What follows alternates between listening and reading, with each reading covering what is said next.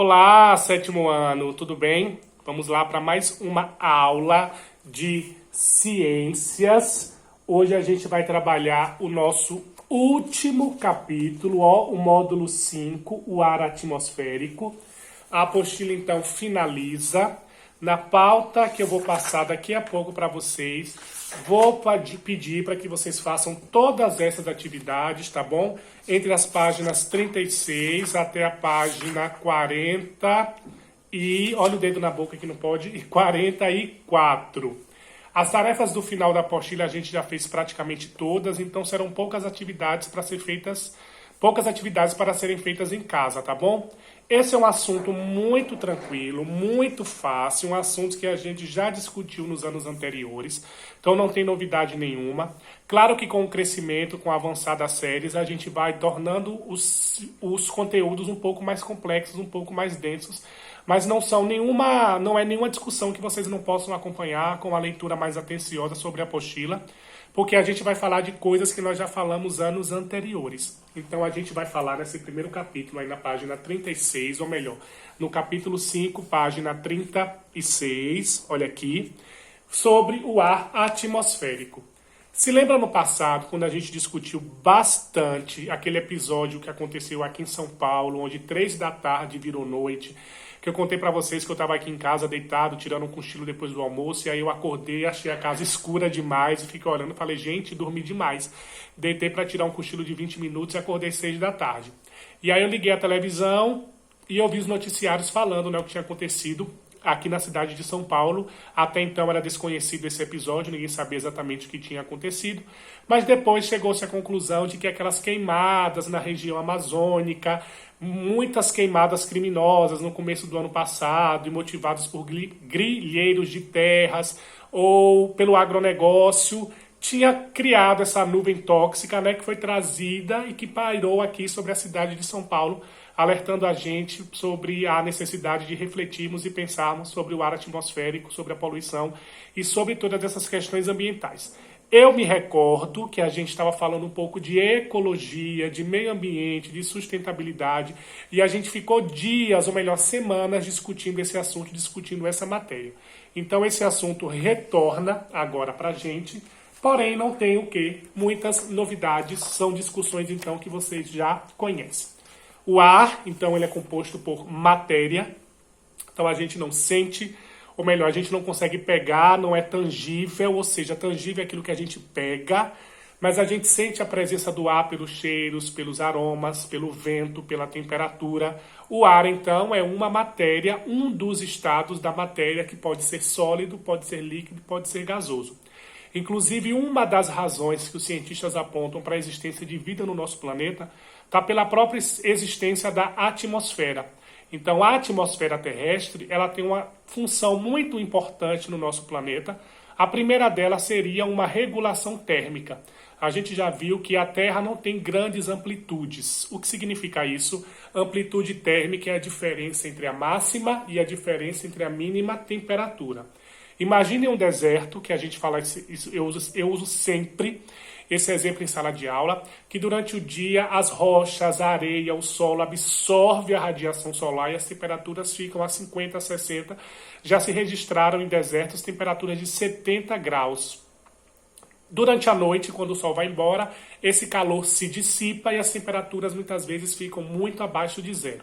Então são ambientes o quê? Onde a vida encontra muitas dificuldades para se desenvolver, por isso que a biodiversidade nos desertos ela é muito menor do que na floresta, por exemplo.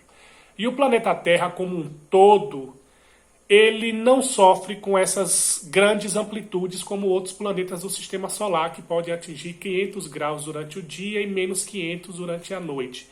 E por que isso não acontece? Por conta da existência da nossa atmosfera.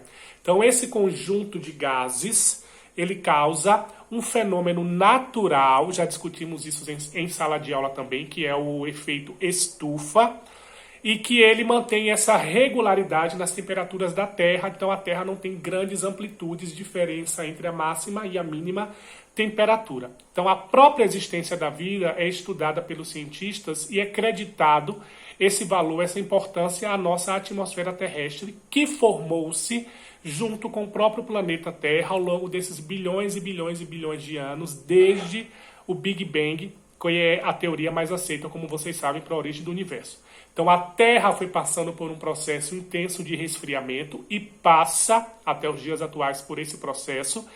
E nesse contínuo processo de transformações pelas quais a Terra vem passando, a nossa atmosfera também passou por muitas delas. Então a atmosfera atual, apesar da poluição, ela é muito mais limpa, digamos assim, do que a atmosfera primitiva, que continha muitos gases pesados, muitos gases que hoje seriam tóxicos.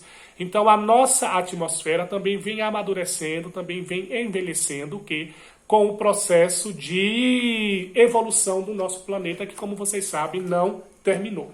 E aí temos algumas imagens aqui, ó, gente, muito bonitas, que tratam de meios de transporte, como o avião, o balão, os pássaros, um menino aqui brincando de pipa. Então tentam romantizar um pouco e trazer a nossa atenção para esse ar que nos rodeia, que é tão importante para nós, para a nossa respiração, para a manutenção dos seres vivos e de tudo que existe. E aí, passando essas duas páginas, aí a gente já entra um pouco no conteúdo propriamente dito, que é a origem da atmosfera terrestre. Então, observe que tem um vulcão aqui, ó, liberando infinidade de gases que estão contidos no interior do nosso planeta. Então, essa atividade vulcânica, as atividades sísmicas de terremotos também, as chuvas que foram causando resfriamento, a origem dos oceanos, tudo isso foi contribuindo para a alteração da nossa atmosfera, que hoje em dia não é mais a atmosfera primitiva, no sentido de primeira. Então era muito mais tóxica e essa atmosfera foi se purificando, digamos assim, até o ponto em que tornou-se possível a existência das primeiras formas de vida lá nos oceanos primitivos também, os organismos unicelulares, como nós já discutimos também nas aulas anteriores. Na página 39, gente, ele vai falar sobre a composição da atmosfera e falar os elementos químicos que são mais o que numerosos em nossa atmosfera. E muita gente pensa que é o oxigênio, porque é o que a gente utiliza na nossa respiração, mas a verdade é que o mais abundante na nossa natureza é o nitrogênio. O oxigênio vem em segundo lugar, como apresenta aí a nossa apostila, e o restinho vem de outros gases dispersos na natureza que não necessariamente seriam tão importantes para a nossa respiração, mas obviamente que eles desempenham o quê? Uma função na natureza. A renovação da atmosfera vai aparecer aí também, ó. Ele vai mostrar a mesma forma o vulcanismo. E a gente vai perceber aqui pelo texto que ele vai chamar também a atenção da própria natureza, a fotossíntese, essa importância que as plantas, as algas, que são a base da cadeia alimentar, tanto da terra quanto no mar, tem nesse processo de purificação da natureza. A gente já falou sobre isso em sala de aula, quando a gente fala sobre a importância de arborização das cidades, que a gente enfrenta aqui em São Paulo sempre que tem chuvas intensas, ventanias, que essas árvores caem, que as pessoas pensam que árvores na cidade são um transtorno, quando na verdade não é. As árvores e as plantas têm uma importante função de regulação térmica e de purificação mesmo dessa nossa natureza e dessa nossa atmosfera. Isso aparece aqui também nessa apostila. E lá vou eu para 9 minutos de vídeo e eu não termino. E aí tem essa experiência aqui, ó, gente, que é da pressão atmosférica. Muito simples também. Se lembra quando eu fui para Campos, que eu contei a vocês ano passado que eu tinha vontade de conhecer Campos do Jordão e que eu fui, e que eu tive aquele problema de bronquite, que eu fiquei com meu nariz entupido por conta da altitude? Então, quanto maior a altitude, menor a pressão do ar. A pressão é causada pelo peso. Imagine, gente, aqui, ó, daqui de cima até aqui embaixo. A quantidade de ar que a gente tem no pico da montanha, ó, é muito menor do que o peso de quem está ao nível do mar. Então, à medida que a gente sobe, ou seja, quando a gente eleva a temperatura, a gente diminui o quê? A pressão. Por isso que a pessoa que sobe uma montanha ou que desce uma montanha, ela tem uma série de sintomas que representam que o corpo está tentando se adaptar a essa mudança de pressão. Porque quando a gente sobe, o ar torna-se rarefeito, ou seja, a quantidade é menor. Então a pressão diminui. Para entender o experimento, basta olhar a imagem aqui que é bem tranquilinha. Então, estou vendo aqui o peso do ar, como a seta está pequena. Na metade da montanha, a seta já está mediana. E ao nível do mar aqui embaixo, a seta já está muito maior. Então, o peso do ar ao nível do mar é maior. Então, a pressão aqui embaixo é maior. Na metade da montanha, a pressão seria mediana. E no pico da montanha, seria menor. Então, quando a gente vai para um local elevado, demora um certo tempo para o nosso corpo se adaptar. Por isso que a gente ouve zumbido no ouvido quando a gente está lá em cima no avião. Por isso, quando a gente desce meio que surdinho e demora um tempo para você ouvir normalmente de novo. Então, quanto maior a altitude, menor é a pressão que o ar exerce. Por isso que em grandes altitudes muita gente tem dificuldade para respirar. E foi um pouco do que eu senti lá em Campos do Jordão, que eu não conseguia dormir, morrendo de falta de ar. Eu já contei isso para vocês também 1 milhão de vezes.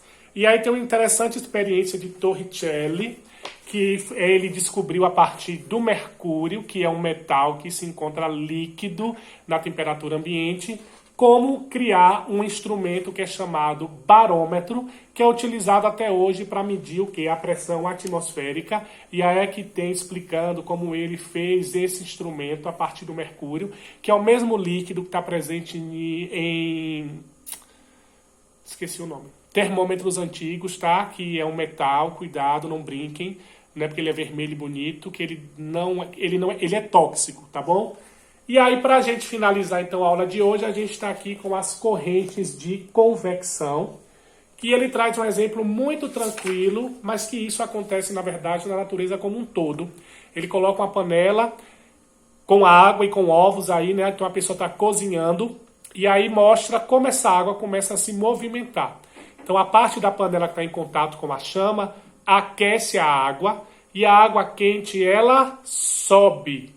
A água quente sobe e a fria desce. Estão vendo esse círculo? Esse círculo vai formando as correntes de convecção. Já falei para vocês também sobre a questão do ar-condicionado nas casas. Por que a gente coloca ar-condicionado no teto? Porque o ar frio é mais pesado e ele desce, em oposição ao ar quente, que é mais frio, então ele sobe. Por isso que um balão precisa de fogo para ele subir. Isso acontece, então, na natureza o tempo inteiro, seja com o ar atmosférico, por isso que vão mostrando que o movimento das massas de ar que a gente vê na televisão o tempo inteiro, seja nos oceanos também, as correntes marinhas. Então, isso que vem apresentando aí com um experimento muito simples, vocês podem até fazer em casa com todo cuidado. Chamem pai, mãe, alguém responsável, adulto, e observem como essa água começa a borbulhar e se movimentar. Por quê? Porque a quente sobe, a fria desce e vai formando essas correntes de convecção, tanto na água, mas no caso ele utiliza esse exemplo para falar do ar atmosférico.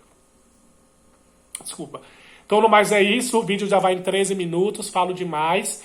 E façam as atividades, na próxima semana a gente vai finalizar então com a correção dessas atividades e a gente começa então com o segundo bimestre, as apostilas que já vão chegar segundo a direção da escola. Boa Páscoa, aproveitem esses momentos em família, vai ser uma Páscoa atípica, não vamos ter abundância de chocolates e comidas, nem parentes em casa, mas a gente pode aproveitar esse momento sim, para quem é cristão e para quem acredita. E então, boa Páscoa, e para quem não é, bom feriado, não sei se vai mudar muita coisa, mas enfim, até mais.